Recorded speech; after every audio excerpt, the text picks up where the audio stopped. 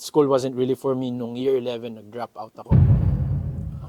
I had my first job kasi of course wala akong pera eh. So you need money to buy alcohol, di ba?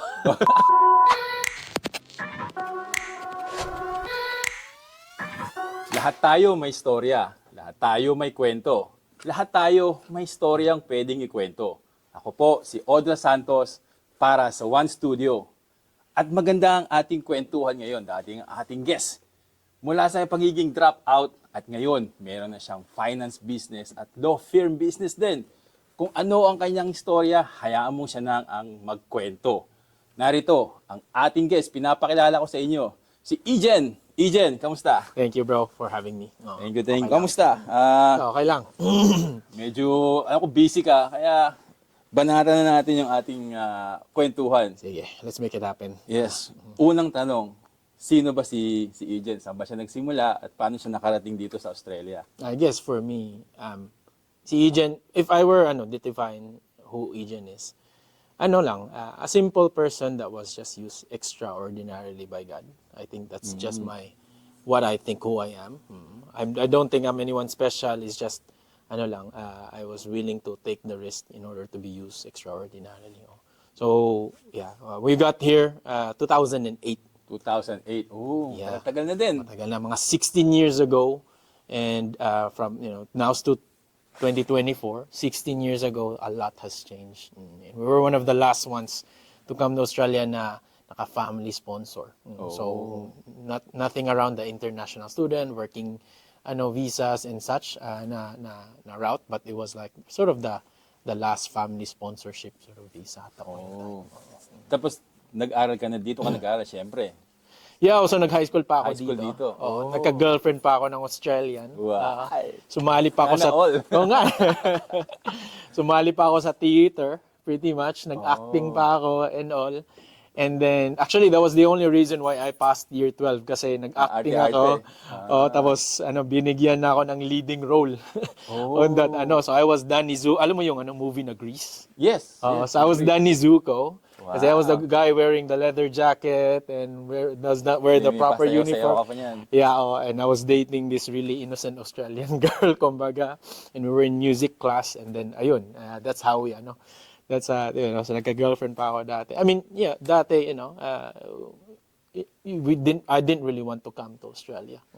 Because marami tayong, as like everyone else, maraming friends sa Pinas. You have your community there.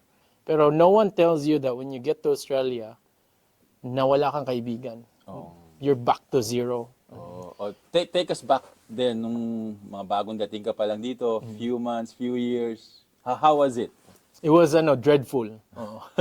For me, it was dreadful. Wala pang gaanong maraming Pinoy doon.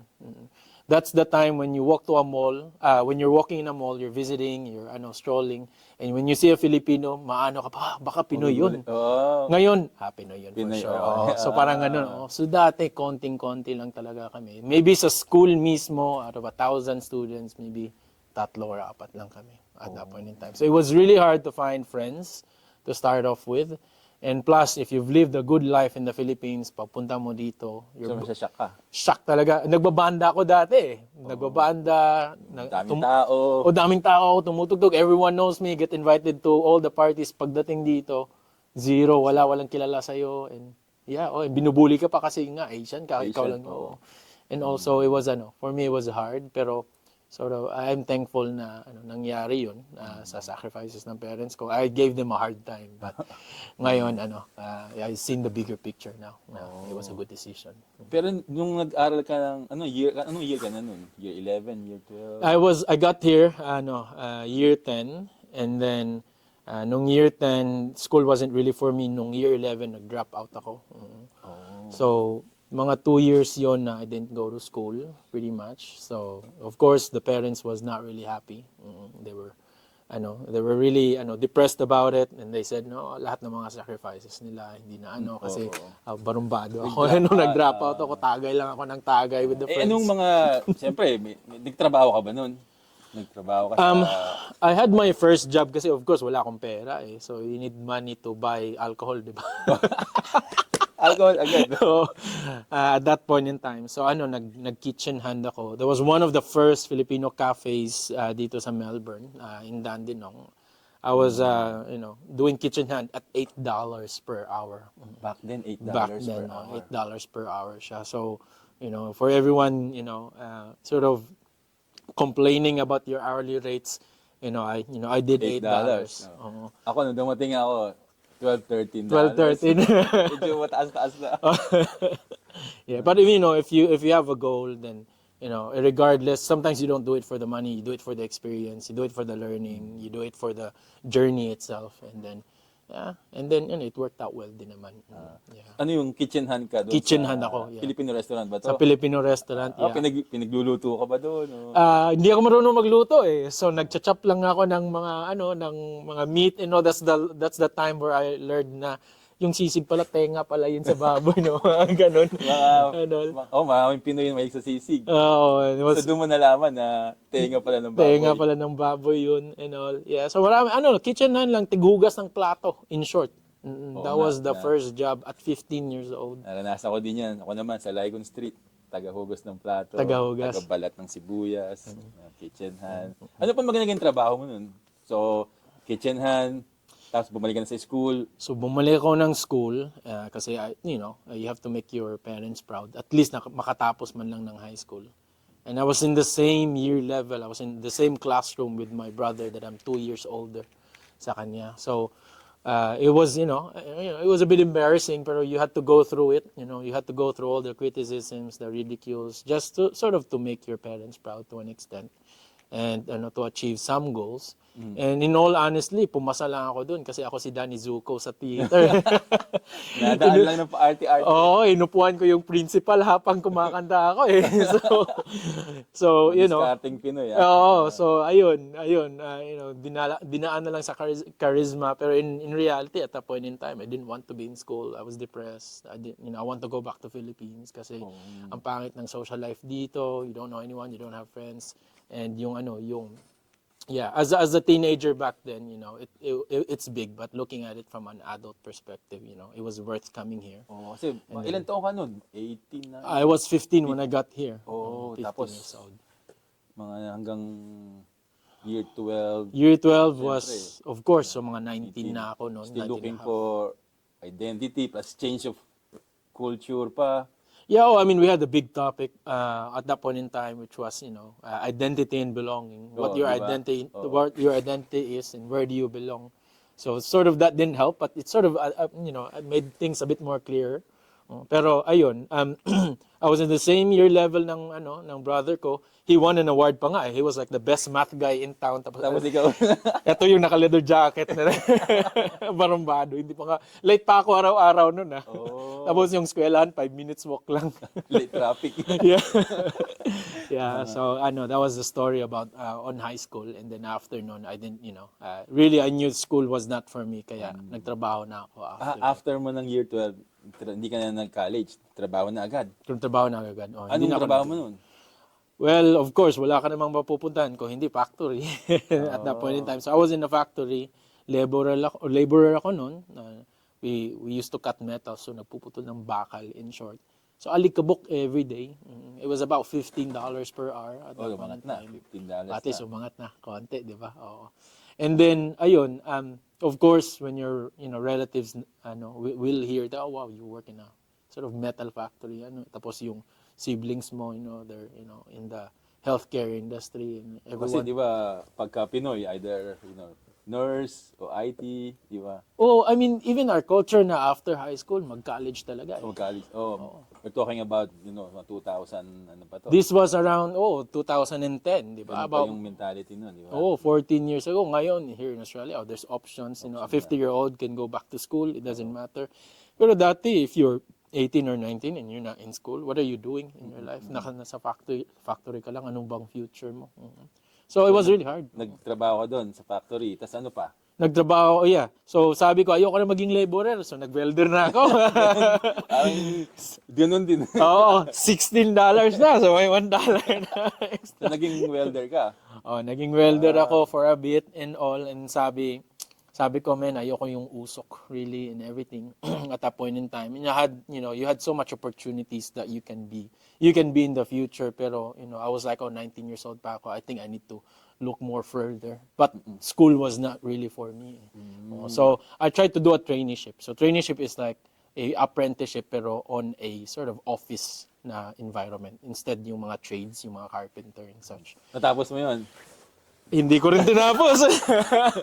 So, ano ba yan? Lahat din natapos? Yeah, oo. No, so at that point in time, people will think all my friends and relatives, ano ba to siya? He jumps from one thing to the other and all. Tapos hindi natatapos. Hindi natatapos, yeah, oo. And then, sort of everyone was already doubting me at that point in time what I'll be doing in life. So, after the traineeship, I then, started, I started to learn how business works and all. And then, ayun, I went to warehousing. Warehousing naman? Bumalik ako sa warehouse. From factory, then nag-warehouse na ako after nun, mga 1 or 2 years. And I said, man, anong gagawin ko sa buhay ko? Kasi di ko pa talaga alam eh. And one thing I learned in life na you may not figure out what you want to do at an early age. But as long as you keep going, you'll end up finding it anyways. Pero, so, at that time, nag-iisip ka na, ano ba yung gusto kong gawin? Ano ba yung purpose ko? Parang gano'n. Yeah, sabi ko, ayoko mag-school. Pero I want to be successful. How does that work? Parang ganun, no? Dito na yung pumapasok yung mga diploma versus diskarte. Oo nga, pag-usapan natin yung magsi mamaya. Tuloy mo yung kwento mo na naisip mo na hindi pwedeng ganito lang. Kailangan maging successful ako. Yeah, kasi one time, my mom said na, one day, yung mga kapatid mo maging successful pa sa'yo, tapos maghihingi ka lang ng pera sa kanila. May nangyari bang ganun na nanghingi ka ng pera sa kanila? Nangyari talaga siya, nag-outing kami, and dumaan kami, lahat kami friends, 20 friends, pumunta kami on the way to the beach, tapos nag-drive-thru kami sa McDonald's. And then, of course, wala akong pera. So, nanghingi ako sa brother ko. Because I keep asking him for money, nag-reject na siya sa akin. So, imagine that, 20 friends kayo, and you were at your 19, 20 years old. Kumakain kayo lahat ng burger except ikaw kasi wala kang pera. So, may nakakita lang sa akin na hindi ako kumakain. So, binigyan na lang ako. Nasa Australia ka pa nun, ha? Oo. Siguro maybe sa Pinas, okay, sige. Pero dito, di ba? Wala kang pambili ng burger man lang. Yeah, so it's sort of different now na ako na yung sponsor ng lahat. Pero like looking back, sabi ko, I don't want this to happen to me anymore. Or at all. Anong ginawa mo after na parang ayoko ng ganito? Yeah, I mean, there were few motivational factors. One is for myself. The other one is sa parents ko. Kasi when they got here, my dad was an engineer dun sa Pinas. Yung mom ko accountant. So they're numbers people. So they were actually good. Pagdating dito, wala kami mga pera. My dad would tell, okay. You have to start somewhere. You have to start somewhere, You have to buy your first home, buy your first car, buy everything first and all. My dad would say na, ito na lang yung pera na iiwan natin. Less than $500 na lang, 3 kids. And then, ayun, silang dalawa and all. So, he would open up to me. Sabi ko, sige lang, kaya lang. Dilata lang tayo, fish and chips lang. Nasa Australia yun, ha? And people think na when you come to Australia, dami mo ng pera. Of course, hindi. Pati kami, as a family pa kami noon, hindi lang. How much more pag ikaw lang mag-isa pumunta dito? It's not that easy. So, naalala ko yun na my dad was the only one driving. Really. So he taught us how to drive kasi dito kailangan mag-drive dito sa Australia. Walang jeep dito, walang taxing, walang tricycle, walang pedicab. So we had to learn how to drive. So he was picking up my mom, my sister sa mga and dropping them off sa work nila. And then one time na may sakit siya. So ayun, may sakit siya, sakit yung ulo niya. Nag-nosebleed siya. He was nilalagnat siya.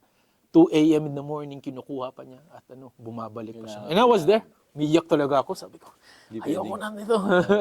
Kasi, it's really hard to see your parents struggling. Knowing ganun sila. At the back of your mind, you want to be successful. Hindi pwedeng ganito lang. Yeah, even to an extent na it caused a lot of family issues and everything. To an extent na one day, sabi ko, nag-away yun sila one time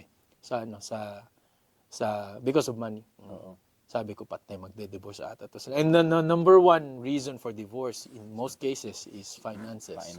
Pera. So I said to myself one day, I'm gonna end this problem.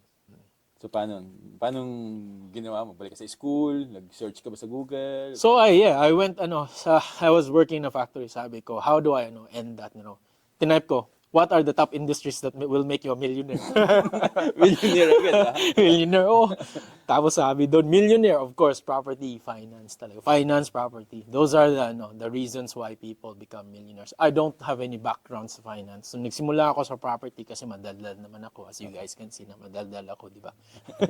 Oo, so tinype mo lang how to become... Ganun lang. Yeah, everything is in Google nowadays. Everything's in YouTube nowadays. So, there's really no reason why not to be successful in today's time. Tapos nung nakita mo, property finance, So, may nag-click sa'yo. pumasok ko straight away sa property. Oo. Anong ginawa mo nun? Paano kung pumasok sa property? May pinuntahan ka ba? May kinausap ka? Well, the main motivational, I could have gone property or finance, pero the main motivational factor bakit nag-property ako, kasi nung bumili kami sa first home namin, we got tricked into buying yung first home namin. Yung design ng bahay namin is hindi yung design ng lupa. So in short, yung corner house kami, yung driveway is nasa other side of the road. So wala kaming driveway. Hindi ko nga alam eh. Sabi ng builder, kasalanan ng land developer nun. Sabi ng land developer, kasalanan ng builder. So binabato-bato lang kami. Siyempre, nandito yung garage. Hindi mo pwedeng nandun yung...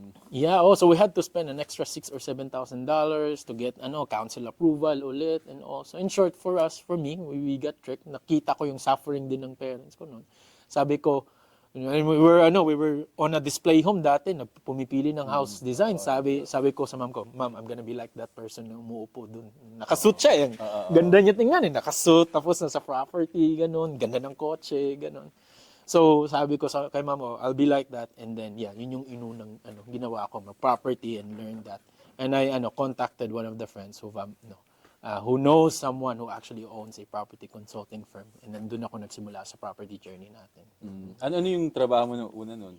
Before that? Or Yung at that nasa point? property, siyempre di ka naman agad nag-admin ka ba muna? Yeah, well, at that point in time, nag-establish properties ako. So I used to sell established properties. It didn't work kasi you have to find properties to sell. Oo. So pumunta ako sa new homes. So nagbebenta ng mga bagong bahay. It could be 1 contracts or 2 contracts.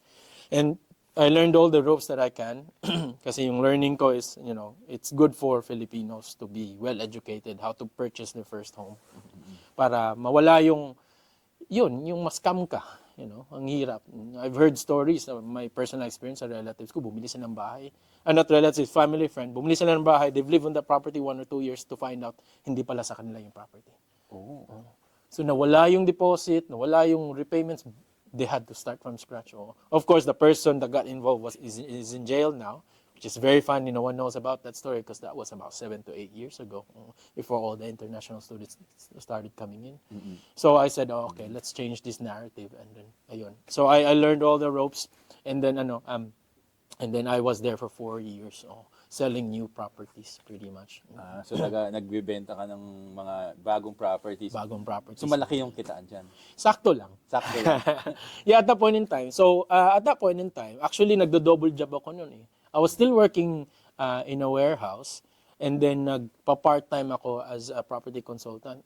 At the same time, I was schooling then as well sa business na course because I really wanted to do business myself. So, Sabay-sabay mo lang dyan. I had 2 jobs. And I was studying as well part-time. I was also sort of leading a youth group as well. So may parang 2 or 3 Bible study group ako nililid. I was also leading the worship team. So I was like, I was like working 12 hours a day. 12 hours a day. 6 to 7 times a week at that point in time. Just sort of to meet that goal na one day, I don't want that financial struggles to happen again sa family ko and to myself, most especially. Iba talaga pag may drive, saka may goal eh. Yeah, if you have a goal, you do whatever it takes to. Saka may pinaguhugutan kasi, di ba? My experience, may my traumatic experience. Mayroong parang, siyempre, hindi pwedeng goal lang eh. Kailangan, may why, di ba? Sabi nga ni Simon Sinek, you have to know your why. Yeah, it's about why we do what we do. Oo, di ba? Yeah. Astig ah. Tuloy natin yung kwento mo. So, naging bibenta ka na ng property. Yes, bro. Tapos, after that? After that, Yumaman ka na? Hindi pa. Sana until ngayon, hindi pa nga eh. Hindi pa. Yeah, which is big learning in business, which we'll cover in a bit. But I was in property for 4 years and nakita ko yung need where a lot of Filipinos would are struggling to understand ano yung mga financial terms dito sa Australia. Maraming bumibili ng bahay, di nila alam na, nakabili na ako ng bahay, di ko alam anong nangyari. So we bridge that gap of communication kasi now we can speak Tagalog, we can speak Bisaya, and then that's how I jump from property to finance kasi mas marami yung need at the point in time sa finance. So, financial literacy. Ganun. Financial literacy at the end of the day. So, yung key namin was more on to educate just so that they know what their options are and they can make an informed decision. Kasi worst case scenario, if they don't make an informed decision, mga thousands of dollars yung malos nila, 6, 7, or minsan mawawala talaga yung deposit na binigay nila, mga 20K, 25K na deposit minsan. So, just depends. But that was the sort of niche that or not really niche, the problem that I saw at that point in time.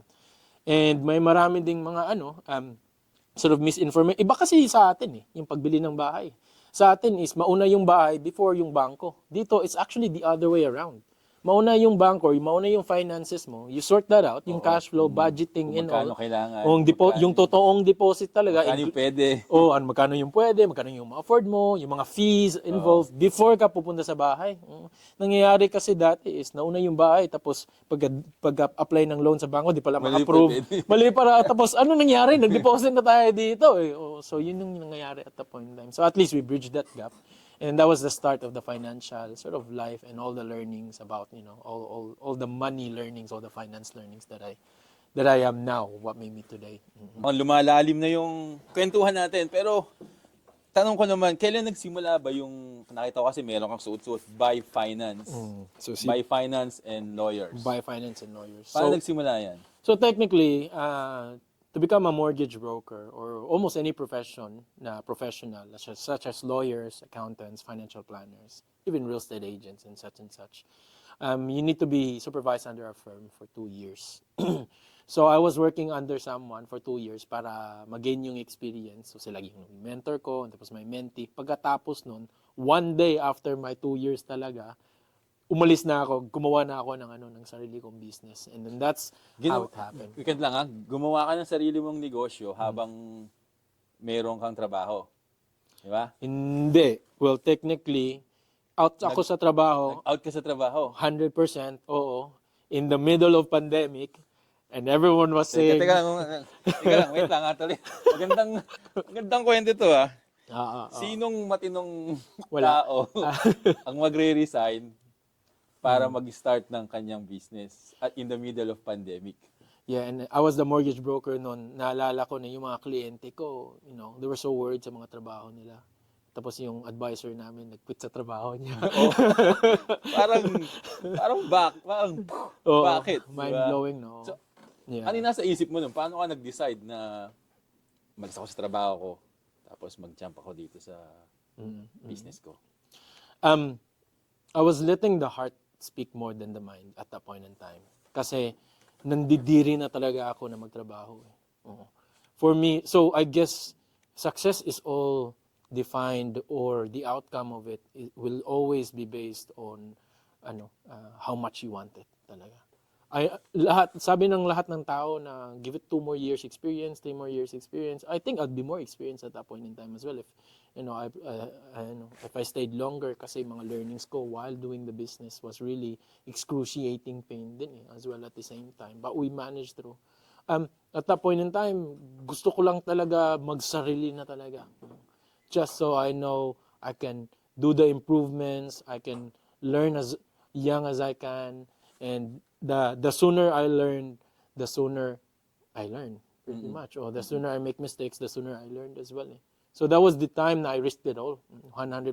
Quit ng trabaho, and then start the business itself. In the middle of pandemic where everyone was losing their jobs, everyone was losing their businesses as well. At the same time, I just jumped in and said, I trust God.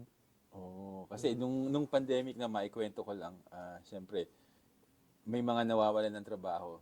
Yung trabaho ko din, nagtrabaho sa university, sabi, kakat ng staff, I'm praying na hindi ako yung isa dun sa mga makat. Yun, di ba? Kasi that's the normal thinking. Pero ikaw yung umalis. I'm praying na I'll be cut. No, yeah. At the point in time, I was really... Pero kinabahan ka ba noon? Natakot ka ba noon? Or ano yung emotion mo nun? Siyempre, hindi mo naman alam kung magsasucess Business. yung business mo. Oo. Um, I have fear, pero yung fear ko was more of, what if I didn't start now? If I didn't start now, will I ever be able to start? I had fear na, what if I start later on, di na siya mangyayari kasi magkaanak na ako or whatever. If I started later on, baka the circumstances will change and I would not be able to start. That fear is more than the fear of me not having income and all. The good thing about that time is, dahil sa mga sacrifices ng parents ko, I was able to benefit from it. Na pumunta sila dito sa Australia, may bahay kami. So if wala akong trabaho or wala akong income, alam kong may matitirhan pa rin ako, may makakain pa rin ako as well at the same time. So I really jumped, and the lesser commitments and responsibilities you have, the more risk that you can take. So I really Bata encourage, pa. bata pa. So I really encourage anyone on their 20s na wala pang mga To responsibilities. try more, try everything. Do it all. Even though lahat ng tao, they'll say you're crazy, just let them say you're crazy. You're crazy everyone will say you're crazy until you make it work, and then you're genius pala. Oo, madami ng story ang ganyan. Ako, no, siguro may babalik ko yung mga 20 years ago. Tama nga kung I should have, take more Risk. risk para malaman ko agad kung mag-work ba to o hindi. Di ba? Kasi you have time at that time. Yeah, Di you ba? have time, you have all the non-commitments, So, wala wala pang kang commitment. Oo. That's right. Oh. So that's just I give it all, of course 100%. And then ayun, it worked naman. Although grabe yung learning, grabe yung excruciating pain, grabe. Take us dun sa mga first few weeks, few months ng habang ina-establish mo yung Buy Finance. Yung struggles, yun, siyempre, hindi mo pwedeng walang struggles yan. Hindi mo pwedeng up agad. Yeah, oo. Yung struggles noon, at that point in time, I was, grabe talaga yung financial struggles. I mean, to an extent na yung sapatos ko, alam mo yung, yung laman ng sole, ganito na lang. Like, mafe-feel ko na yung ground kasi hindi ako makakabili ng sapatos na. Oo. I was scavenging mga coins minsan para makapagbayad ng bills. You really have to start from zero. Eh. At that point in time, when you start a business na, I started that business without money. In fact, negative pa ako kasi there was an issue with my payments na hindi ako nabayaran it was like $30,000 Laki nun. at that point in time. So it was really hard finding the right stuff, learning how to be a business person, learning everything, and going through going through all kasi if you're learning, you make mistakes. Once you make mistakes, people will start to say bad things about you. So, Kasi credibility mo din yung... credibility. I always say credibility, pero how will you ever learn if you don't try? Naman eh. That's the thing that I've learned na I can't be too harsh sa mga business people nowadays. Kasi they're also scared, those mga business people. They're also scared na baka mawalan sila ng business and all because they're just trying it out. And if it was easy, everyone would do it. And if they make mistakes, everyone would blame them and all, even though minsan di naman talaga nila kasalanan yun. oo nga. But they get all the blame. Oo. Even though they work the hardest, they work the longest, they make all the sacrifices. Tsaka walang oras. Hindi pwedeng 9 to 5 ka lang pag may business ka. Well, when you become a business person or entrepreneur, you're replacing your 9 to 5 rat race to your 24/7. Your 24/7. Oo. But at least it's not a rat race anymore. It's your own race It's na. your own race, your own pace. Yeah. Oo. So that was the struggles. Hiring people now. We have quite a lot of members in the team, and then learning. I was the youngest. I had a big team, and I was the youngest person. Kumbaga. Oh. So all my employees were older than me. older than you. So to gain that, respect, and even to communicate with them in a way that they would be able to respect you, was also a bit of a challenge. But we've learned that din naman, throughout the struggles. So yung Buy Finance, ano yung services na ino-offer ba ng Buy Finance? So we do any loans under the sun to an extent.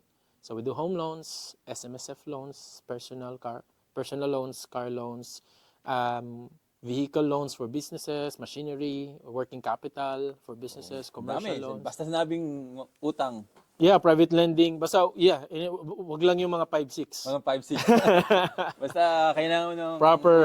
proper utang, And proper utang. Oo, yeah, that's our by credit. finance. Yeah, even to an extent, we are called as credit advisors. So parang advisor about credit. So anyone wants to sort of grow anything, grow their assets like, businesses or properties, they would always use finance to grow it, diba? And we are those people that can actually advise. So technically parang, we improve, we help improve the wealth of, to grow the wealth. There are also certain professions then that can keep your wealth, not just grow it. Oo. So, andun na yung papasok si lawyer, si financial planner, si accountant. These are the professions that keep your wealth. Si ano naman, si To grow broker, naman. this is to grow. So, that's what we do. Mga broker na naririnig ko yan pag bibili ng bahay, di ba? Yeah, yung broker mortgage sa broker. Pilipinas is very different from broker sa Australia. So when someone hears broker, matik yun na property, di ba? But in reality, dito sa Australia naman, totoo yan sa Pilipinas. Sa Australia, when it says broker, finance guy talaga yun. Because one is, illegal kami magbenta ng property. We can't sell. If you hear a broker selling a property, run away because that person's doing illegal things. Oo. So we're just really, to an extent, parang debt advisor kami. And then we can educate you about what good debt and bad debt is, as most business people would know. And then at least we can tell you, okay, this is how you get your first sum, and this is how you can pay it off in the next 7 to 8 years or less than 10 years. Kasi naman babayad ka ng 30 years. We can educate all of that pretty much. So there's a lot of things to be able, that we can offer in the table. Pero, it has to start from somewhere. Somewhere. Yeah. Oo, tama. Gaano nakalaki ang buy finance? Ilan ang staff mo? So this can be on or off the record, baka off the record na lang. Ano siya, we're now 35, something like that. Almost 35 something. Magfo 40 siguro. Siguro by the end of the year, we'll probably reach 45 staff members in total. And then being 31 years old, handling mga almost 40 staff. Oo. So it's not something that, it's really hard to find friends. Kumbaga, because you can't relate to anyone really. Oo nga, oo nga. Tsaka mo sabihin, friends ko ba to o para sa business ko lang? Yeah, oo. And plus, most people that are in my age, they're usually like coming from a rich family. Family na. Tayo, kitchenan tayo. Simula kitchenan, drop Oo, out. drop out, laborer tayo, welder tayo dati. Jack of all trade tayo dati. Oo. Tapos yung mga namamit ko na may mga businesses at 30 years old, 31 years old, mga galing kay dad or kay mom yung mga ano nila. So, it's really, it's really hard. Pero it is what it is, I mean, if you really want it, you do whatever it takes din naman. Yung buy finance, dito lang ba yun sa Australia? O Yes, for now, dito lang sa Australia, sa yung Buy Finance and Buy Lawyers, we're opening lending sa Pinas, and we're opening lending dito sa Australia as well. even sa Philippines. Yeah, and even sa Philippines, yeah. That's already registered in the process. In the next 1 or 2 months, that should be going na. Also, si lawyers may migration So, migration law. Nagba-branch out na ngayon from buy finance, meron ding buy lawyers. By lawyers, So, we do 5 fields of law: property law, wills and estates, migration law, family law, and corporate law. So any of those laws. So corporate is for business people, so mga employment contracts, mga business contracts in general. Family law, yung mga prenups, postnups, mga financial agreements. Migration law, migration, yeah. Okay. wills and estate, of course, you do your wills when you have your assets. This is pretty much anyone that's in Australia that has a property or asset, you really need to have a will. These are the professions that protect your assets pretty much. And of course, property law when you transact properties pretty much. So, kasi may migration tayo, that's the goal is to be able to open in other countries as well at the same time. Also in Philippines, meron din sa Philippines, of course. Huwag kakalimutan ng Philippines, yung tayo galing. Of course, doon talaga magsimula lahat. Matanong ko lang Yes, about sa pagiging broker at pagbili ng bahay. Yes. Ano ba yung mga 3-4 points na dapat tandaan o dapat alam ng isang taong bibili ng bahay? First tip, if you're purchasing your first home dito sa Australia is, know your borrowing capacity talaga. Really know how much you can afford. Know how much yung repayments, know how much yung magiging bills mo when you have the house, and also know what the sort of your cash flow is. Mauna ka muna sa finances mo bago yung bahay. Mamaya na tong bahay, wag ka muna Wag wag ka makita yung mga mag-inspect. Wala, oo. house inspection. Nag-inspect ka tapos mag-apply mo ng loan, di pala pwede, Pwede, not unless oo. cash mo, then no worries. Oo. Di mo na kailangan ng budgeting. But of course, everyone would, home loan it, di ba? So that's the first step. The second one is to work with professionals talaga. Even if you have to pay a bit of a premium to work with a lawyer, then at least you have the peace of mind Peace and of mind, confidence yeah, na yung kontrata mo binabasa talaga, na responsive, works for you, not for the vendor, and then nagkakaintindihan kayo as well at the same time. And lastly is know the type of property that you will buy. Kasi iba't iba yung timelines nun, each property, iba't iba yung benefits and disadvantages, at iba-iba din yung budget each property. And there are 3 main properties as well. So you have to know, based on, of course, what you like, Kung what you anong gusto prefer, mo, oo. tailored sa anong mga anak mo, where they go to school, saan yung work mo, ano yung future goals mo, are you planning na forever home ba to, or are you planning to have an investment property property. portfolio? Oo. But even that, the fourth one, which is for me one of the most important one, is when you purchase your first home, what's your plan to pay it off sooner? Are you gonna pay it off in the next 30 years? O Or, may paraan para mapaigsi. yung pinaka-importante at yung panghuli is really, what's the long-term plan when you purchase your first home? Is it going to be just like that in the next 30 years, babayaran mo siya? Or are you gonna do you want to pay it off sooner? Within less than 10 years. Kasi yung long-term plan mo, it will dictate your short-term plan eh. So, minsan, yung long-term plan mo, kasi gusto mo siya mabayaran ng sooner, baka yung property mo ngayon, mas lesser, on a different suburb, it will change totally completely. Meron ako na gusto ko $1 million house kasi afford nila.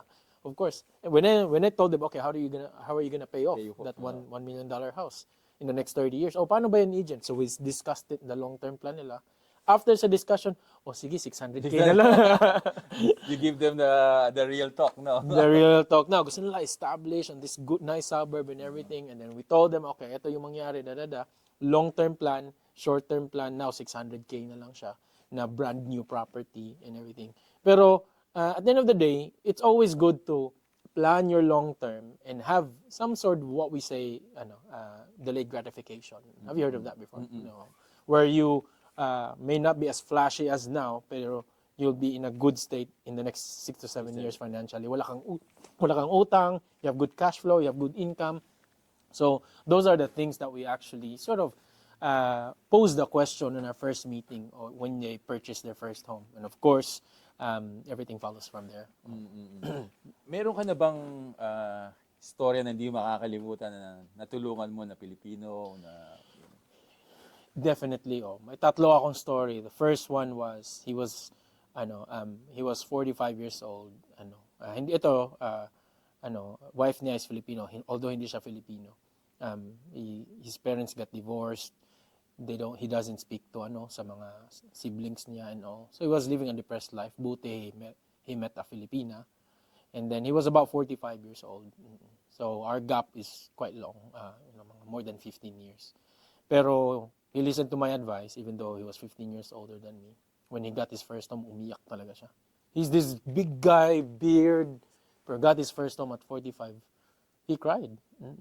Kasi, that's something that what they think that they could never have. There's also a Filipino couple at 55. They say, di na kami makapagbili ng bahay kasi matanda na kami. Bakit ganun? And then, we spoke, created some plans, and made it happen sa kanila. Umiyak sila on the phone. I haven't met them yet, even. But you changed their life for sure. Changed their life forever. They thought what could not happen, and we made it possible. And then the third one was, we met them. I met them July 2022. By Feb 2023 or March 2023, they have one property July 2022. By Feb or March 2023, they have 3 properties na. They never thought that it would be possible. Ilang buwan lang. Ilang buwan lang eh. For me also, the biggest personal example was my parents. They bought their first home at 50 years old. Yeah. At 56, 57 years old, may 3 property na sila. And they can retire comfortably after that. So when people think that they can never do it, I believe if you do whatever it takes, you can make it happen din naman. So there are really stories. Parang ikaw, no? Diba? Simula ka ng drop out, parang walang papupuntahan. Yeah, I mean, dati, my relatives, was saying subtle things sa akin. During Christmas, binibigyan ako nilang t-shirt. Yung t-shirt na kasabi doon. Really good in making really bad decisions. Binigay sa ako. Wow, harap-harapan na talaga to. Wala nang patumpik-tumpik. Okay, diretso. So, but if you have the grit, if you have, whether you do bad things or whether you do good things, people will always talk. So you just do things na lang to make it happen. Yeah. Even if you're successful, yeah, they will still say bad things about you din naman. So you just keep going. Keep going. Sa mga naranasan mo na ito, ano yung mga learnings mo siguro dun sa mga tao na mayroon bang naging loyal sa'yo, mayroon bang tao na alam mo yun, na dumating lang after 2 months nung wala nang makuha sa'yo, malis din. May mga ganun ka bang experience being in the business? Yeah, definitely. Without naming names or Not naming names, although, yung siguro a little bit of experience lang tapos yung learnings mo doon. Yeah, I mean, there are famous people, pero, yung experience ko noon was, when you, sometimes, your friends might not actually be your friends, and your enemies might not be your actual enemies. So it could actually interchange. So it's just part of life na you don't take things seriously, and you can never connect the dots looking forward. You can always connect them looking backwards. Na even though those things happen, it happened for a reason. So for me, anyways, just keep going, just keep working hard. If you know you can never put a good man down, and if you know you're doing things right, then God will bless that din naman. So, speaking of blessing, may mga awards of blessing na ba ang Buy Finance? Yeah, on our first year sa mortgage broking, when I jumped, quitting my job, di ba, full time, tapos everyone thinks it was crazy. Crazy. Yeah, kasi Look at the you middle now. of pandemic. We settled the most loans ever on that aggregation group anyways. Ever recorded in history in the first year of business. So I think we had 55 million, 56 million at that. And I was the only sole broker. So I was seeing 4 clients a day. It was really hard at that point in time. So that was, it was a Buyer's Choice Rising Star Award. A few years before that, I also got awarded Newcomers Award as well. These are the awards that you don't really apply for. They just give it to you. Because there are certain awards that you apply and then they give it to you. Yung ibang award binibili. For these ones, they It's all actually about given. the numbers and Just the achievements. numbers, yes, that's correct. So we got that, and that's how we are known sa industry. Now we're platinum brokers ng Westpac, ng Elite Broker ng CBA, ng other banks as well for healthcare workers. So they, sort of give us really high importance or high value sa business nila. Grabe, layo na nang narating ng Buy Finance. Pero to think na 2021 lang 2021. No? So 3 years. So within the 3 years, 3 years, 30 plus employees. So it's really, it's a bit of a journey really to go through. You have to lay out all the departments: HR, finance, loan processing, quality, process, marketing, sales, and social media events. Yeah, it's Dami. dami. Yeah. Napakinggan ko pa lang, nahihilo na ako. Pero lahat na to, nakuha mo ng diskarte lang o diploma. Ayun, yun yung matinding topic. Paano mo nakuha lahat tong bike na? Ang daming mga achievements, daming branch, daming minamanage, ng diskarte lang ba to? Diskarte lahat, definitely. I mean the notion of diploma versus diskarte. I mean, school was the modern education came from sort of the Prussian Empire dati, where we are sort of trained to be who we will be in the future, sort of in working in the factories and offices, kumbaga. So professions were there, yung diploma or yung bachelor, yung degree, yung certificate, it was really there for the professionals, engineers, doctors, lawyers, they were really Kailangan mo there. talaga ng formal Yun, studies. kailangan talaga yun, pretty much. You need a license for those. And that was made originally for that. But nowadays, you can get a bachelor's degree of anything nowadays, really, even though there's no definite work after that. Oo. So it just depends what type of diploma you're getting that will actually work.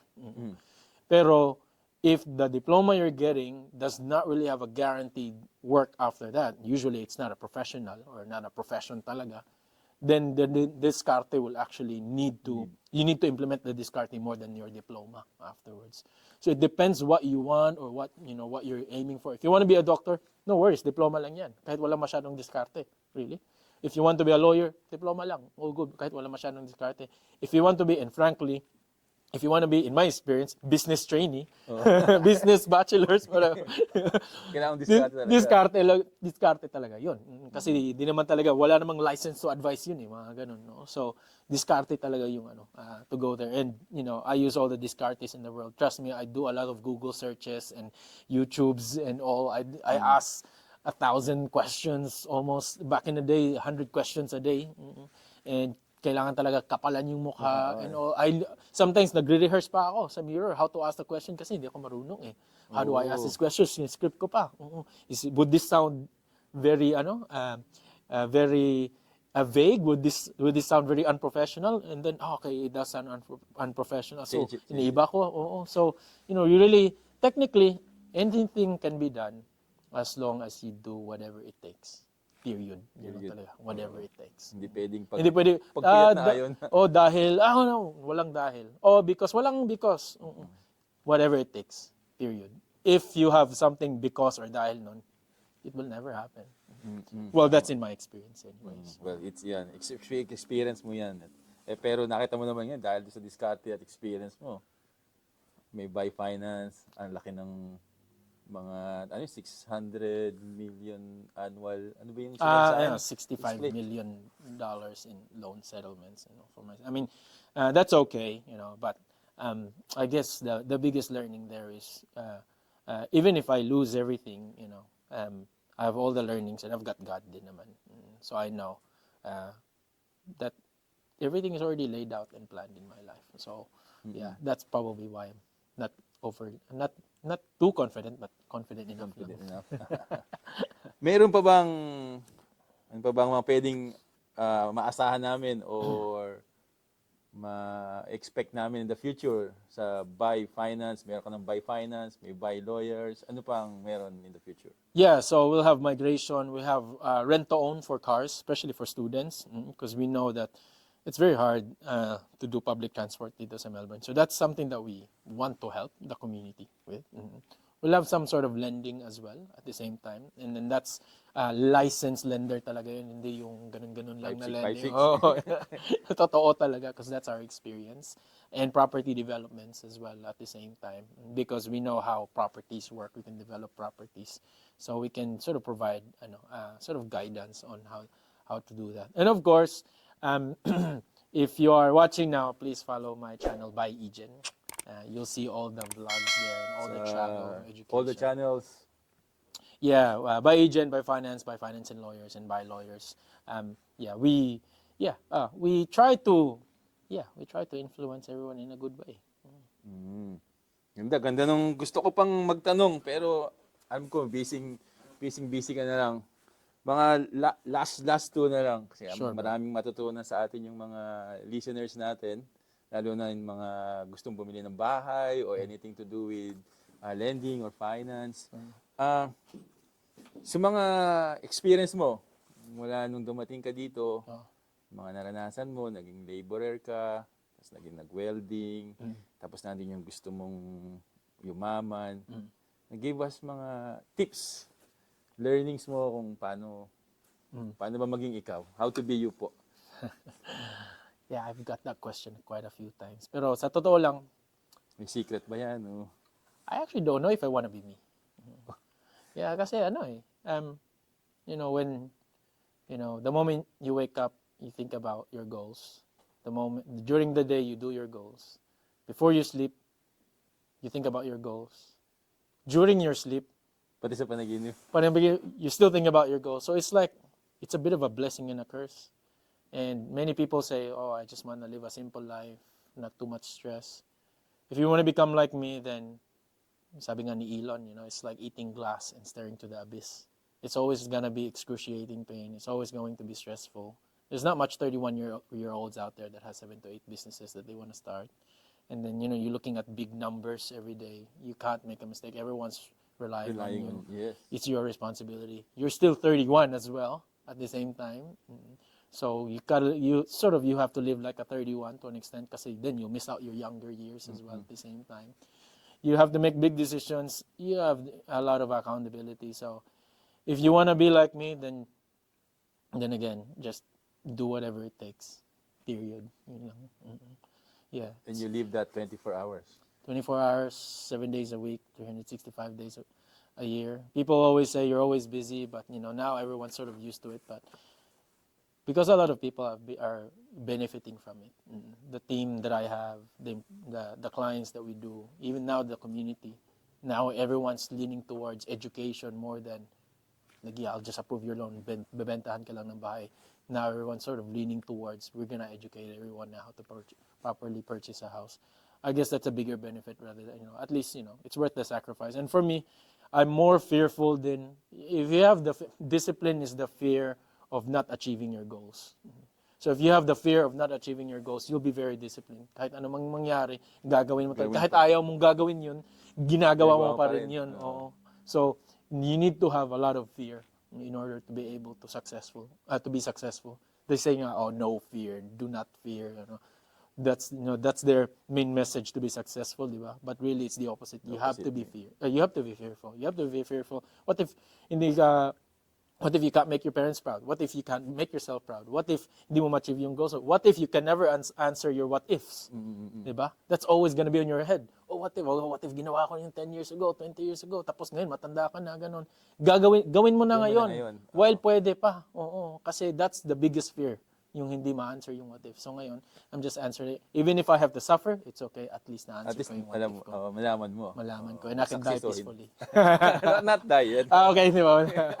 At least nalaman mo na whether it's gonna be successful or not. At That's least right. you know, and then you move on. Yeah. Oh. And then along with that, when you want to change, when you want to improve yourself, you want to answer the what ifs, you'll be doing things that you've never done before. So there's a lot of changes na mangyayari sa buhay mo. Yun ang mahirap. Yun yung mahirap kasi pag may change, may pain talaga yun eh. So para kang nag-gym, di ba masakit mag-gym? Para kang nag-exercise sa basketball, di ba napapagod ka? Your muscles are sore. Same lang yun sa buhay eh. So if you want to change, pain needs to be involved. Unfortunately, not many people want pain. But you have to look at pain as something positive. Pain is actually positive for your growth. So diba? it's something na matik na yun na it's gonna be painful, but it's gonna be you're gonna improve by a lot when you achieve your goals. Habang sa kinukwento mo naisip ko yung kwento ni yung sino ba magaling sculpture, si Michelangelo. Yung sa isang tao, pag tinignan niya yung rock, bato lang yan. Pero sa kanya, nakikita niya yung beautiful image doon. Pero bago maging beautiful image yun, you have to carve, di ba? Yeah. Yun yung masakit. Yun yung masakit. You have to push, you have to hampas. Well, the analogy of that is parang bahay. So may lumang bahay, that's you, the lumang you. In order to make that brand new, to up its value, to increase the value of that house, kailangan mo i-renovate, di ba? So you have tatanggalin mo yung gigibain mo, whatever, you have to repaint and all, you have to take out the flooring and all. It's gonna cost a lot of time, effort, and money. Stress and everything. Pero the end product, nakikita mo yung newly renovated house from before and after. It looks so nice. And then mas mataas na yung value. Mas mataas mo na siyang mabenta, more valuable in the market na. That's just how life is. Ikaw, valuable ka na. sa mga staff mo. Yeah, but two of you, hopefully. Last question. Kung babalikan mo yung 19-year-old self mo, ano yung sasabihin mo sa kanya? Sabi ko, yung wala pang masyadong pupuntahan, yung nag-drop out, tapos nanghihingi ng pera sa pambiling McDo. Sa akin siguro, ituloy mo lang yung iyak mo kasi maging okay ka rin. Kailangan ilabas din eh. No? Ilabas mo lang. Cry it out. It's okay. Oo. Kasi maging okay ka rin. Alam kong marami nag-ano nun eh. No one sees you crying at night, when everyone's suffering. Na hindi mo na mababayaran yung bills mo, Even to the audience, listening in right now, You're the only one that actually knows your real problems, And no one sees you crying at night except God, di ba? So for me, just pat in the back. Just cry it out because you'll be fine. Keep going. Siguro, magiging proud yung 19-year-old self mo ngayon sa na-achieve mo ngayon. I hope so. Well, I think so. Yeah. Oo. look at you, ilang business, 31-year-old. Yeah. Well, the most fulfilling experience that I had was when my dad said na proud siya sa akin. That's very hard as a Filipino. To make your parents proud. It's very hard. Diba? Hope din natin, hope ko din yan. Hope mo din yan. Oh, wow. I know a lot of people are struggling the same to make their parents proud. At least, na-achieve ko yan before 30 years old. And sabi ko, at least worth it yung lahat ng mga sacrifices that I've done from the past. Oh, I don't have the nicest house. I don't have the nicest car, but I know what my income is. And I know what sort of value I can provide sa family ko, sa friends ko, and to everyone. So I think I'm not sure if I want to be me, but I'm grateful of being me, of what God has made me to be. Well, salamat. Thank you, bro. Alam ko marami ka pang gagawin at marami ka pang Always. lakad sa mga susunod. Marami ka pang plano. Good luck sa mga plano mo. Thank you, brother. Maraming salamat. Thank you. Salamat, Ejen. Salamat sa mga nanood. At ito po si Audra para sa One Studio. Hanggang sa muli. Bye-bye.